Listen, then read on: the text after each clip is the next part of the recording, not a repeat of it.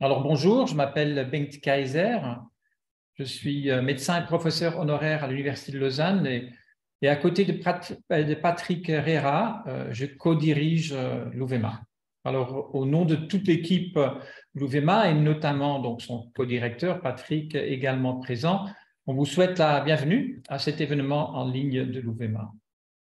L'UVEMA, l'Observatoire universitaire du vélo et des mobilités actives, s'intéresse autour de 4 axes d'analyse où s'inscrivent des enjeux importants et communs touchant par exemple la psychologie sociale ou les politiques publiques, mais aussi le tourisme, la transition énergétique, les imaginaires urbains ou encore la santé publique.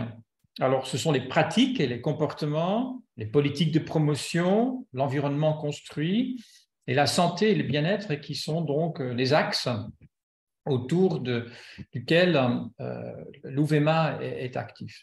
Alors aujourd'hui, on a le plaisir d'accueillir 3 acteurs dans un projet qui touche tous ces axes dans le séminaire donc intitulé « Quels sont les effets d'un nouvel aménagement cyclable, des démarches innovantes appliquées à Fribourg ». Nous aurons 3 intervenants. Pierre-Olivier Nops, membre du conseil communal de la ville de Fribourg et à la direction de la police locale de la mobilité et les sports. Aurélie Chassman, assistante doctorante à l'Université de Lausanne, qui travaille sur une thèse sur la pratique du vélo chez les jeunes de 12 à 18 ans en Suisse romande. Elle cherche notamment à identifier les mécanismes sociaux en vigueur dans les trajectoires cyclistes ou non cyclistes des jeunes. Et Patrick Rera, co-directeur de l'UVEMA, professeur ordinaire à l'Université de Lausanne et directeur de thèse d'Aurélie Chassman. Alors, encore une fois, avant de donner la parole aux intervenants, je vous prie encore de bien vouloir désactiver vos microphones et caméras, de poser vos questions dans le chat. Et après la présentation, nous aurons un temps de discussion et vos questions seront alors proposées par nous aux intervenants. La durée totale de ce séminaire, c'est environ 1 heure. On va essayer de finir vers 13 heures ou juste après 13 heures. Et donc maintenant, c'est aux intervenants et je vais d'abord donner la parole à Pierre-Olivier Nops et qui va donner quelques mots en introduction pour esquisser le contexte de ce projet, également de toucher 2-3 mots en ce qui concerne les dimensions politiques de ce genre de projet. Pierre-Olivier Nops, la parole est à vous. Merci beaucoup d'être présent. Merci, Monsieur Kaiser. Mesdames et messieurs, en vos titres et fonctions, j'ai le plaisir de vous saluer. Alors, dimension de ce projet. D'abord, politiquement, bien entendu, le développement et le transfert modal, notamment en utilisant le cycle, fait partie intégrante de ma volonté politique, je dirais, et des éléments fondamentaux qui m'ont amené à m'engager politiquement. J'ai axé la politique de la mobilité, notamment en matière de vélo en ville de Fribourg, sur une intuition, à savoir que j'ai le sentiment qu'à partir du moment où on a un certain nombre d'usagères et d'usagers à vélo toute l'année, eh bien, on a une espèce d'effet de basculement avec des gens qui en veulent toujours plus. Et l'idée est bel et bien de répartir différemment l'espace public entre les différents modes de transport, puisqu'on sait que chaque fois qu'une personne valide utilise un vélo à la place d'une voiture, il libère 10 mètres carrés de chaussée dans des villes qui ont des espaces qui sont contraints. Donc, avant tout, on peut prendre la problématique sur l'aspect climatique, environnement, énergétique, ou bien en termes d'encombrement dans les roues et sur les rues et les routes des villes. Et donc, c'était un des éléments. Qu'est-ce qui s'est passé? Donc, la vision et la volonté politique étaient présentes et on a un axe d'1 kilomètre, le boulevard de Pérol, qui reliait la gare de Fribourg et un des plateaux universitaires de la ville de Fribourg qui compte 10 000 étudiantes et étudiants à l'université et environ 5 000 étudiantes et étudiants dans les hautes écoles qui se situent également sur ce plateau de Pérol. Sur cet axe d'1 kilomètre, donc un beau boulevard que nos ancêtres avaient vu large et grand, en ayant fait preuve d'anticipation, au niveau des dimensions, des gabarits, il y avait du stationnement longitudinal sur les 2 côtés. Donc, chaque côté faisant 1 kilomètre, grosso modo, on a 2 kilomètres sans fin de voitures stationnées au début du projet. Bien entendu, stationnement longitudinal sur un boulevard dit risque d'accident avec les conflits des portières qui s'ouvrent tant pour les cycles, mais aussi une horreur pour les chauffeurs de bus avec les voitures qui manœuvrent notamment pour s'y stationner. Alors, j'en viens à l'opportunité. L'opportunité, vous l'avez compris et compris probablement, le Covid. Le Covid qui nous fait percevoir des changements de comportement avec la crainte qui pousse les gens à réutiliser leur voiture, crainte du microbe, de contamination, de la maladie. Et là, avec mon service, on se dit, qu'est-ce qu'on pourrait faire? Et là, on se dit, mais là, on a une belle opportunité d'essayer de faire quelque chose dont on rêve depuis des années, mais qui politiquement était impossible de réaliser, à savoir essayer de repousser une limite, repousser une frontière et de proposer de supprimer le stationnement longitudinal sur ce kilomètre et d'insérer une bande cyclable. Étonnamment, politiquement, l'idée a été assez facile à faire passer au collège de l'exécutif de la ville de Fribourg, et c'est en utilisant la loi sur la circulation routière et son ordonnance qui permet d'agir pour des durées limitées, notamment de 3 mois sans publication, que nous décidâmes de supprimer ce stationnement, donc sans le publier, en communiquant clairement que nous allions faire un test de 3 mois. Alors là, c'est évident qu'à ce moment-là, nous avons eu un petit bras de fer entre des acteurs que l'on retrouve de manière assez systématique dans toutes les villes, la crainte des commerçants, des commerçantes et des commerçants, des cafetiers restaurateurs et les usagères et usagers qui, elles et eux, ont tout de suite plébiscité la mesure. Qu'est-ce qui se passe? Nous avons des commerçants qui font une enquête totalement orientée, je dirais caricaturale, peu crédible, et mon service se dit, mais finalement, au lieu d'avoir une démarche d'ingénieur et de compter simplement les voitures, nous, on va plutôt interroger les gens. Donc, on crée un questionnaire et on va dans la rue pour essayer de comprendre ce que veulent les gens et qui d'abord sont les gens. Et donc, c'est plutôt dans une démarche de géographe qu'une démarche d'ingénieur que le service a essayé de faire de la communication positive en s'appuyant sur ce petit sondage. Alors, 500 personnes ont été interrogées et on a compris qu'un tiers étaient des habitantes et des habitants de la rue, un tiers étaient des habitantes et des habitants de la ville et un tiers étaient des personnes qui étaient extérieures à la ville de Fribourg. Il n'y a pas besoin de faire de grandes études pour comprendre que les habitantes et les habitants de la rue et les habitantes et les habitants de la ville ont immédiatement soutenu et plébiscité la mesure. Alors, méthodologiquement, ce sondage nous a été très utile. Pourquoi? Parce qu'après le test, nous avons, politiquement, il a fallu convaincre mes collègues de mettre à l'enquête publique, cette fois-ci de manière pérenne, cette infrastructure. Alors certes, là, c'était politiquement peut-être un petit peu plus, disons, complexe. Pourquoi? Parce que nous étions en pleine période d'élection et même si vous avez des partis qui ont des programmes similaires ou des valeurs similaires, il y a une naturelle compétition et concurrence entre les candidates et les candidats. Néanmoins, le principe de la mise à l'enquête publique a été validé par l'exécutif communal et je dirais très peu après les élections, cette piste a pu être cette fois-ci pérennisée. On peut dire qu'il aura fallu en tout 15 à 16 mois entre les 3, y compris les 3 mois de test pour la pérenniser. Alors, je reviens maintenant au petit sondage que nous avons fait, qui nous a été fort utile, notamment lors de la procédure. Car les commerçantes et commerçants s'y étant opposés, il a fallu démontrer à l'autorité de première instance que nos postulats étaient fondés, étaient proportionnés et étaient respectables, si vous me permettez que je le dise de cette façon.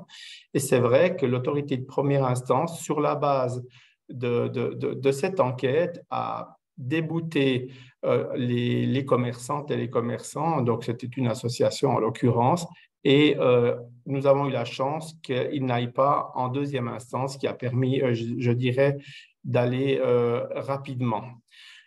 J'aimerais juste peut-être avant de terminer cette petite intervention dire qu'il y a à mon sens deux typologies d'acteurs commerciaux dans les villes qui ont des intérêts qui ne sont pas toujours concomitants ou parfois même concurrentiels. Nous avons les commerçantes et les commerçants et les restaurateurs.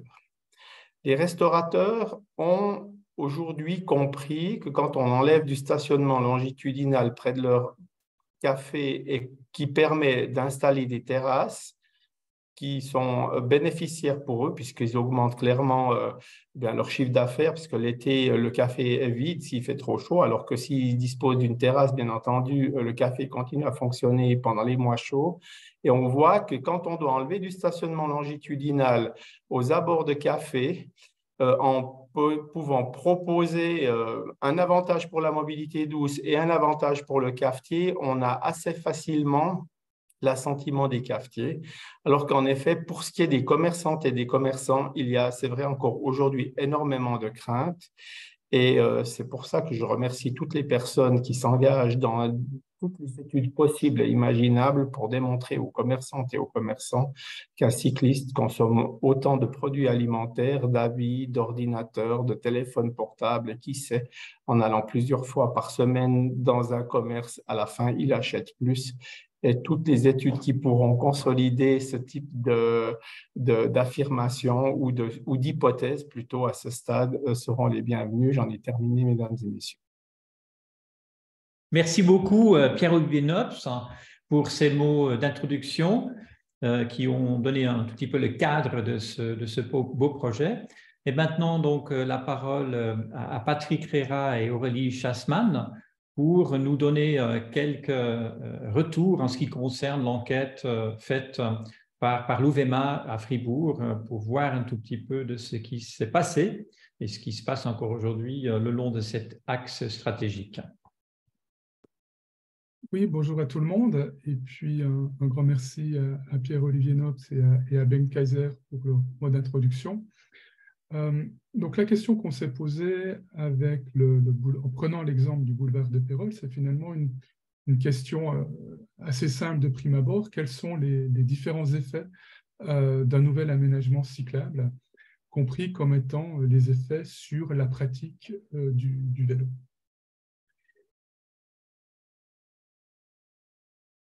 Et puis, alors,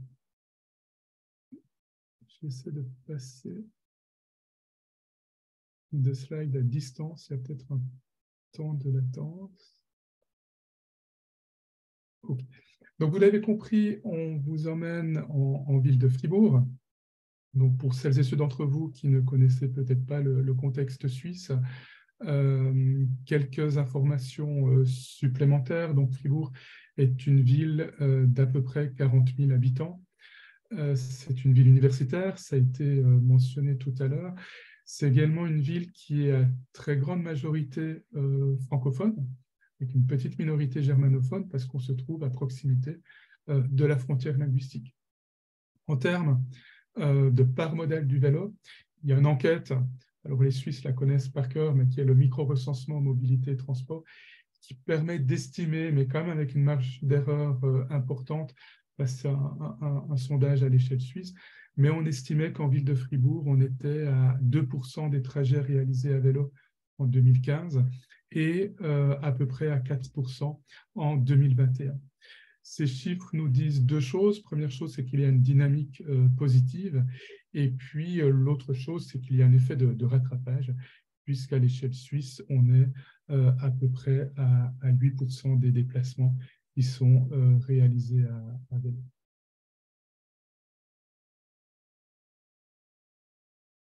Si on vient maintenant sur le boulevard de Pérol, Donc voilà une photo du boulevard dont on a déjà parlé, qui vous donne une image un peu une idée de la taille.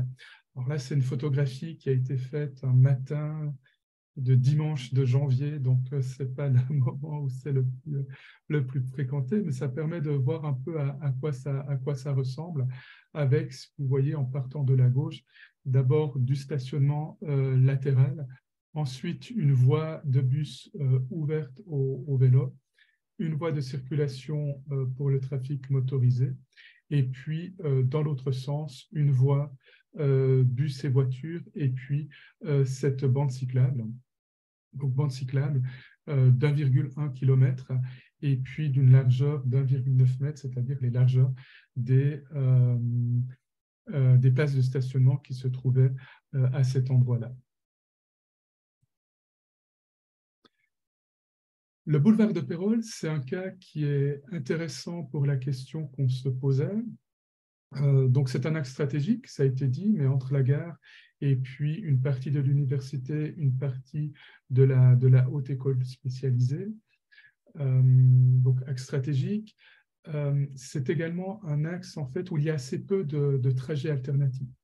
Vous voyez ici sur la carte qu'à l'est ou à la droite du schéma, en fait, le relief fait qu'il n'y a pas d'autres itinéraires à moins de faire un détour vraiment de plusieurs kilomètres.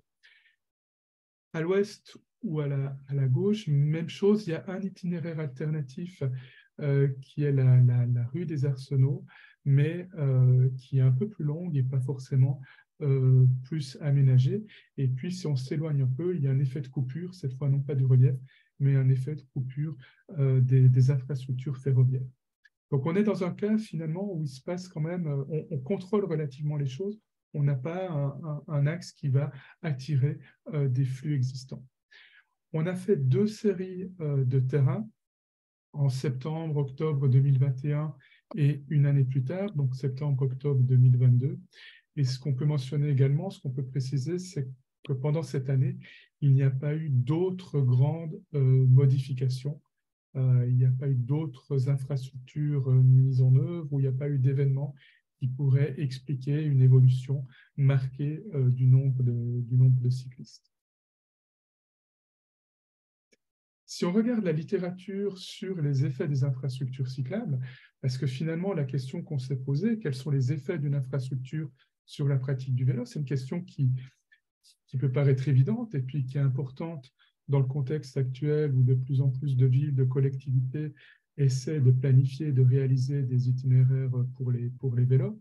Et finalement, il n'y a pas une littérature qui est très étoffée, très développée. La majeure partie des travaux existants s'intéressent au nombre de vélos, c'est-à-dire est-ce qu'une infrastructure augmente la pratique du vélo? Et ce sont des travaux qui vont fonctionner sur des comptages, essentiellement des comptages automatiques, éventuellement des comptages manuels ou alors des applications comme Strava. Le problème de ce type de ce type de recherche, donc ils vont essayer de comparer des axes avec ou sans intervention, c'est que finalement, on ne comprend pas directement les mécanismes, c'est-à-dire ce qui se passe à l'intérieur des flux. Il y a 2 autres séries de travaux qui s'intéressent à ce qui se passe à l'intérieur des flux, avec des recherches qui vont essayer de voir est-ce que les infrastructures élargissent la pratique du vélo en termes de profil, de caractéristiques des cyclistes et de leur trajet. Et puis, on a d'autres recherches qui vont s'intéresser à l'expérience.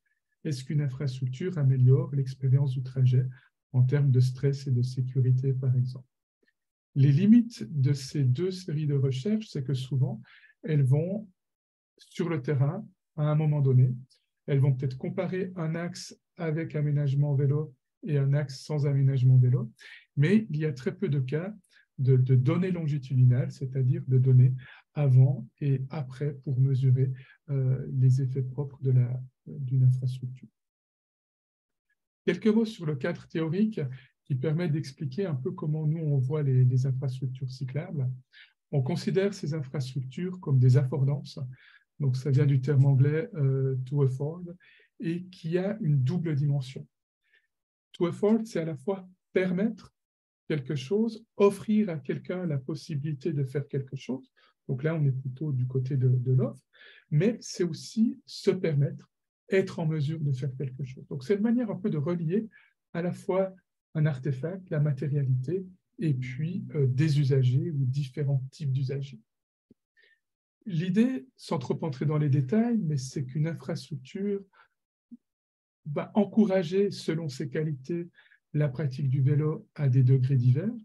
Et puis, une fois qu'on a dit ça, cette littérature sur les affordances, qui vient d'un tout autre domaine que la mobilité, incite à se poser deux questions, c'est les mécanismes, c'est-à-dire comment est-ce qu'une infrastructure cyclable agit, ou comment est-ce qu'une amélioration agit sur la pratique, et pour qui, en s'intéressant aux différents types de cyclistes ou de non-cyclistes. Si on reprend la question des itinéraires et des infrastructures cyclables, on peut relire ce que des collègues néerlandais ont fait avec cette grille de lecture des affordances, en voyant, en distinguant une sorte de pyramide, c'est-à-dire que la base, c'est la sécurité. Voilà, est-ce que les personnes, les habitants, habitantes d'une ville, osent faire du vélo? Ensuite, il y a un deuxième étage. Alors, vitesse, ce n'est pas forcément le bon terme, mais on est plutôt dans les aspects directs, en réseau des itinéraires, leur facilité d'usage. En quelque sorte, on monte dans la hiérarchie. Est-ce que les habitants, les habitantes d'une ville peuvent se déplacer à vélo? Et après, il y aurait un troisième étage avec des éléments plus qualitatifs sur l'attractivité et le confort, où finalement une population serait invitée à faire du vélo. Et on reviendra sur cette hiérarchie par la suite. Les objectifs de l'étude, donc mesurer les effets de la bande cyclable, non seulement en termes de volume, ce qui est en fait l'approche traditionnelle et l'approche la plus courante, mais s'intéresser aussi aux caractéristiques des cyclistes et de leur trajet et sur les effets quant à l'expérience. Et c'était une idée un peu, quand même une démarche d'exploration, de test de ces différentes méthodes. Donc, on est allé sur le terrain, on a fait des comptages. Donc, les comptages, c'était dans les deux sens. On a observé les types de vélos, estimé l'âge et le genre également dans les deux sens. Et ça, on le faisait par case de demi-heure. Et des intercept surveys, c'est-à-dire qu'on a arrêté des cyclistes sur le trajet et on en a interrogé à peu près 400 chaque année. La temporalité, 3 jours, donc un mardi, un jeudi, un samedi, de 7h30 à 19h pour intégrer l'heure de pointe du matin et l'heure de pointe de fin de journée. Donc 2021-2022. Donc avant et après, il y avait déjà eu le test pendant les 3 mois que Pierre-Olivier Nopes a mentionné tout à l'heure. Et là, on était vraiment dans un retour vers la voirie initiale en septembre-octobre 2021, et puis cette bande qui a été pérennisée quelques semaines après. On avait des contraintes par rapport au moment de faire l'enquête. Il fallait qu'on soit après la rentrée universitaire, parce qu'on est sur un axe qui est fréquenté par les étudiants, mais pas trop loin dans le mois d'octobre, parce que là, on entrait en conflit avec les vacances scolaires qui pouvaient aussi avoir un impact sur le volume de trafic. Ça a très bien fonctionné pour le mardi et le jeudi. On a des jours avec des conditions météorologiques très semblables entre 2021 et 2022. Par contre, ça a été plus compliqué pour le samedi, où on n'a pas pu éviter un samedi de 2022 pluvieux. Donc, on ne peut pas vraiment comparer les samedis. Par contre, on peut comparer les mardis et jeudis de manière assez fiable. Voilà, je laisse la parole à Aurélie Schmassmann pour vous présenter les résultats et je vous retrouve tout à l'heure pour quelques mots de conclusion. Parfait, merci beaucoup Patrick. Comme ça a été dit, je vais vous présenter les résultats de l'étude. Donc tout d'abord, en termes de volume du trafic cycliste, donc certainement un chiffre que vous attendez tous. Donc on a constaté une augmentation du trafic cycliste d'environ 20% en semaine. Qu'on voit, voilà, vous voyez sur le tableau ici, on a 21% le mardi, 19% le jeudi Et comme Patrick l'a dit, on a une diminution le samedi, surtout en raison des conditions météorologiques vraiment pas favorables pour la pratique du vélo, mais aussi pour nos enquêtes sur 2022. On avait tout d'abord une météo vraiment moins bonne sur l'année 2022, mais aussi des conditions météorologiques différentes entre les 2 années, où en 2021, on a eu un automne très ensoleillé et chaud après un été pluvieux, alors qu'en 2022, c'était complètement l'inverse, un automne très pluvieux, très froid, qui a peut-être amené les gens à ranger leur vélo plus tôt. On avait aussi des dates de réalisation des comptages un petit peu décalées pour ces raisons-là entre les 2 années. Et puis aussi dire que le samedi, on retrouve un usage plus optionnel du vélo en fait. Donc voilà des premiers chiffres très, très intéressants et vous montrer un petit peu comment se répartit ce trafic au cours de la journée. Donc vous voyez ici tout d'abord qu'il y a des fortes variations au cours de la journée en semaine, alors que le samedi, on est sur une courbe assez plane. On a des heures de pointe le matin entre 7h30 et 8h30 et peut-être dire que voilà une heure de pointe du soir un peu plus étalée dans le temps et on voit aussi différents pics de trafic, notamment à midi et dans l'après-midi. Donc voilà ce qu'il en est pour le trafic cycliste. Maintenant un petit peu vous présenter les caractéristiques des usagers du vélo sur le boulevard et aussi de leur trajet. Donc, en termes de profil des cyclistes, on a une petite majorité d'hommes, 57%. C'est un résultat qui ne nous a pas beaucoup surpris parce qu'on le retrouve dans beaucoup de territoires qui sont peu cyclophiles, comme c'est le cas de Fribourg. C'est aussi le cas pour les tranches d'âge où on retrouve très peu de jeunes et très peu de seniors. Donc, on retrouve aussi ces résultats dans les territoires peu cyclophiles, mais ça peut aussi s'expliquer en raison des caractéristiques du boulevard, où on retrouve davantage de pendulaires, je vais vous le montrer tout à l'heure, mais aussi où on a très peu de collèges, de lycées sur ce boulevard. Par rapport à ces 2 résultats, on n'a pas observé de grands changements entre 2021 et 2022. Par contre, on a observé des différences, des évolutions par rapport au type de vélo utilisé, où on voit une tendance générale à la diversification des types de vélos. On a toujours une petite majorité de vélos conventionnels, mais qui est toutefois en baisse entre 2021 et 2022, notamment au profit de l'utilisation des vélos à assistance électrique, qui représentent du coup le marché suisse, où on a vraiment une utilisation beaucoup plus forte de ces types de vélos. On a aussi observé une petite augmentation de vélos cargo, de vélos avec des charrettes, de vélos avec des sièges enfants, des long tails, etc. Donc, on peut vraiment voir que le vélo, ce n'est pas seulement un mode de transport individuel, mais qui va permettre de déplacer des enfants, mais aussi du matériel, etc. Et un élément intéressant, c'est une augmentation de l'utilisation des vélos en libre service, comme Publibike, le service qui est proposé à Fribourg, qui va montrer une utilisation plus ponctuelle du vélo et peut-être plus spontanée aussi. Donc, le fait d'avoir un aménagement va peut-être plus inciter les gens qui arrivent à la gare en train, peut-être de prendre un vélo en libre service pour traverser le boulevard. Par rapport aux caractéristiques des trajets, on n'a pas non plus de changement en profondeur avec la bande cyclable, mais on observe qu'on a surtout des trajets quotidiens pour 3/4 des cyclistes interrogés. Un renforcement des pratiques pendulaires quand même, où 70% d'entre eux vont faire des déplacements pendulaires. Une part aussi va faire des déplacements pour des achats, pour rendre visite à des amis, à de la famille. Donc on voit qu'il y a une utilisation très utilitaire du vélo sur le boulevard.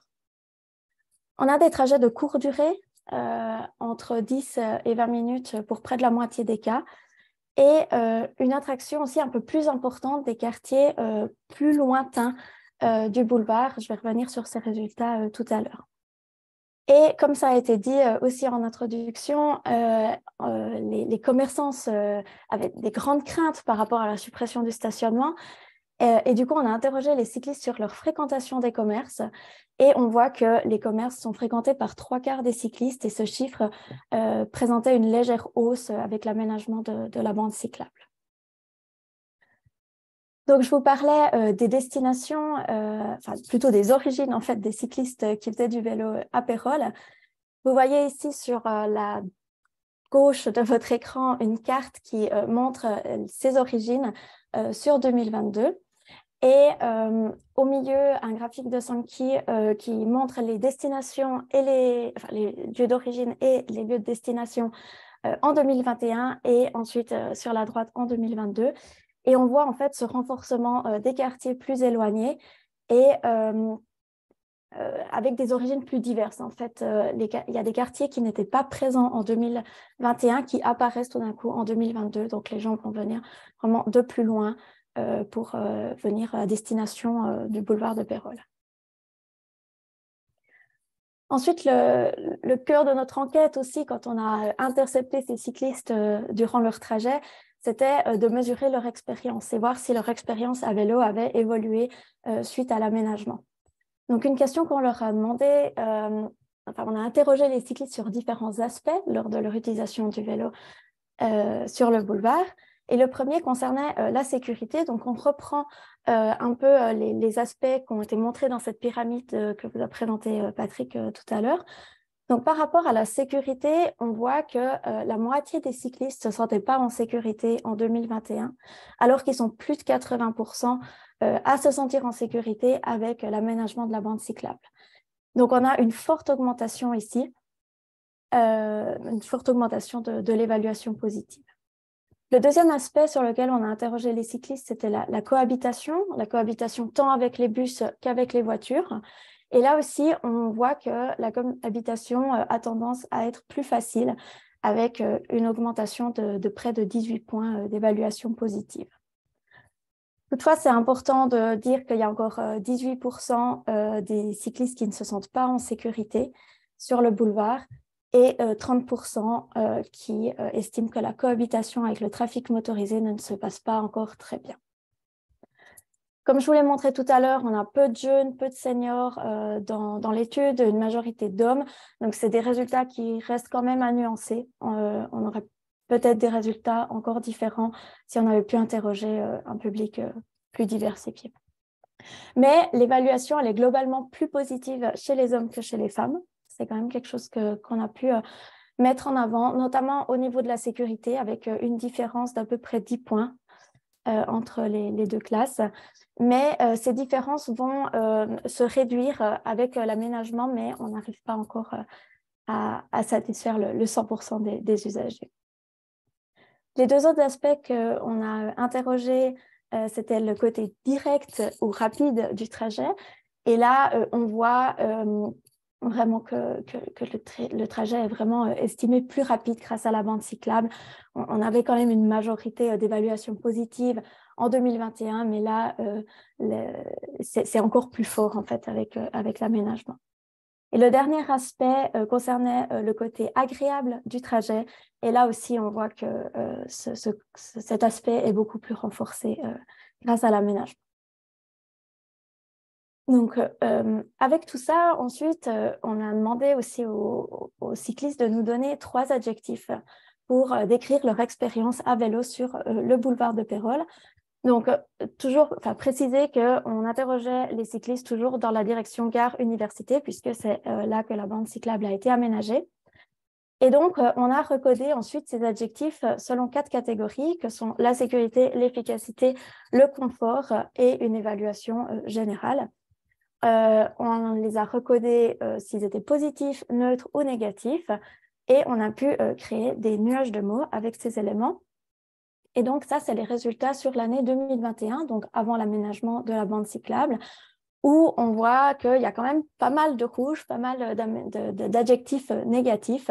Et si on regarde les résultats de 2022, on voit que le vert prend vraiment de l'ampleur et les adjectifs liés à la sécurité sont beaucoup moins présents au profit en fait des 3 autres catégories qui sont évaluées beaucoup plus positivement. On a quand même cet adjectif chaotique qui ressort assez fortement. On l'a vu précédemment qu'il y avait quand même encore 30% des cyclistes qui ne sont pas encore satisfaits de la cohabitation avec le trafic motorisé sur le boulevard. Donc, avec ces différents adjectifs, on a pu créer des typologies de cyclistes que je vous présente ici. Donc, on a 4 typologies. Tout d'abord, on a les cyclistes qu'on a nommés les mécontents. C'est les cyclistes qui vont nous donner 3 adjectifs négatifs. Ensuite, on a les inquiets qui vont nous donner seulement 2 adjectifs négatifs, dont un sur la sécurité. Les confiants, ceux qui nous donnent seulement un adjectif négatif. Et ensuite, les enthousiastes qui n'ont que des adjectifs positifs dans leurs réponses.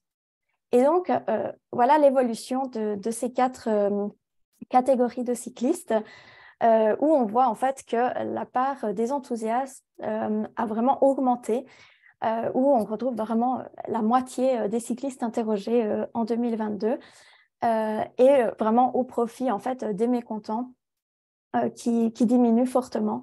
Et donc, on voit en fait qu'il y a encore la moitié des cyclistes qui donnent encore en tout cas un adjectif négatif, mais c'est globalement des résultats très encourageants. Et finalement, un dernier résultat à vous présenter. On a demandé en fait aux cyclistes d'évaluer les aménagements de manière globale à Fribourg, donc s'ils étaient satisfaits avec les aménagements vélo.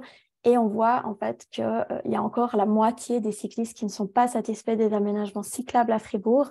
Donc, on voit que voilà, on a une évaluation, une expérience et un trafic renforcé avec cette bande cyclable, mais que c'est encore important de travailler sur les continuités et sur le reste des aménagements dans la ville.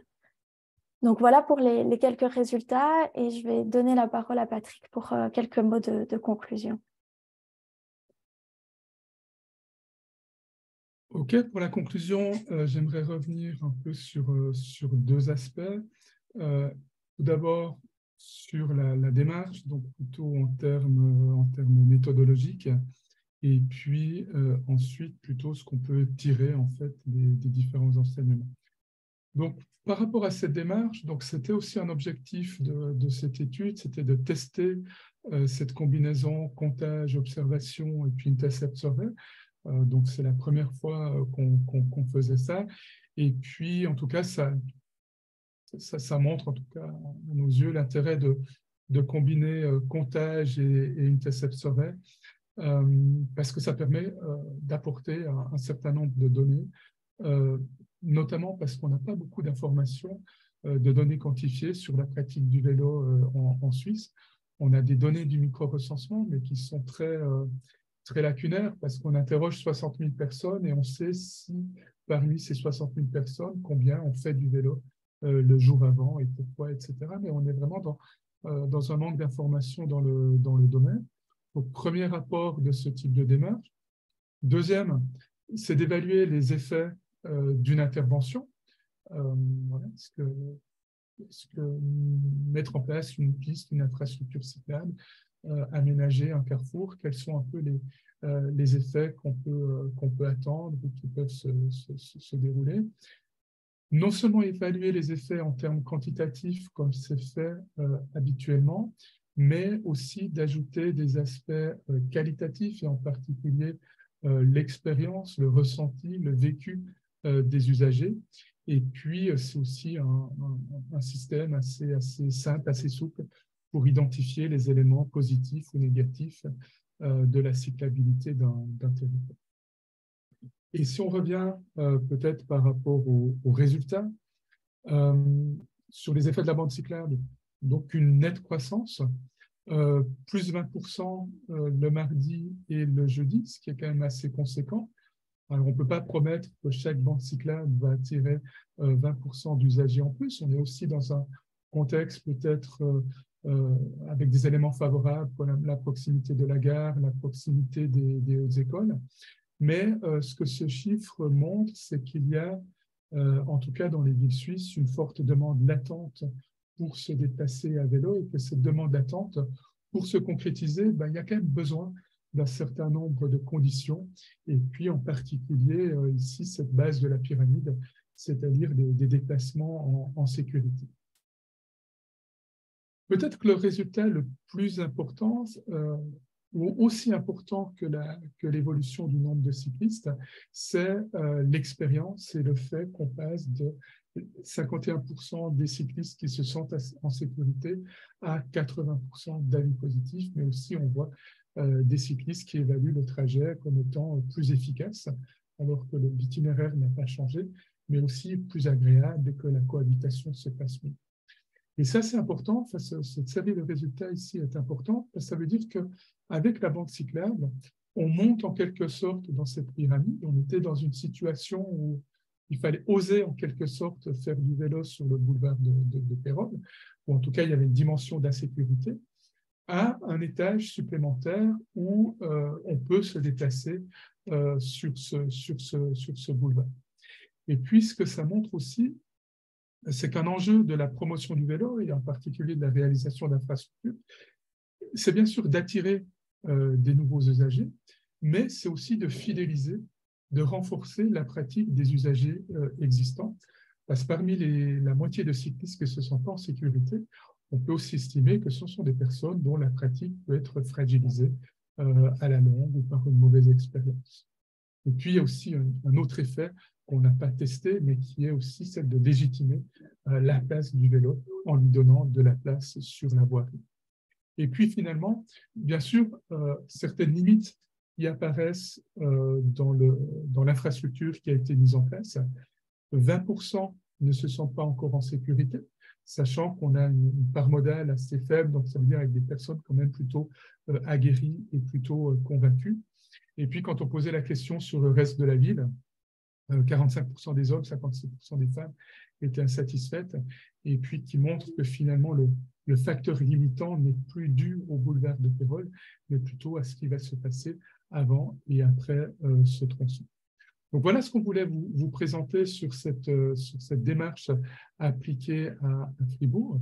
Et puis, on se réjouit d'avoir vos remarques et commentaires, à la fois à Aurélie Schmassmann et moi-même en tant qu'auteur de l'étude, mais aussi à Pierre-Olivier Nobs qui est resté avec nous et puis qui pourra aussi donner le point de vue de la ville de Fribourg.